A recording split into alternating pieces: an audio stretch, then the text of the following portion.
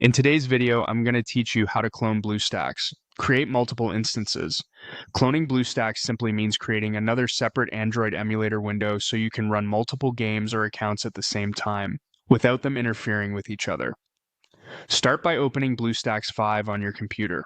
On the right-hand sidebar, look for the Multi-Instance Manager. The icon looks like a stack of windows. Click it to open the manager. This is the control center where you'll create, configure, and launch additional instances. Inside the Multi-Instance Manager, click the button labeled New Instance or the plus sign. You'll see two choices, Fresh Instance and Clone Instance. Fresh Instance is recommended because it gives you a clean, brand new emulator without any apps or settings carried over.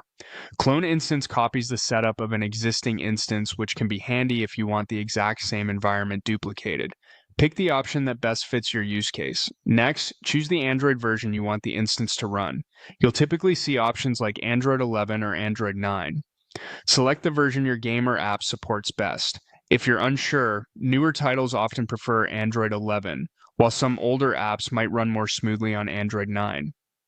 After selecting, click Next. Now it's time to allocate resources. Set the CPU cores and RAM for this instance.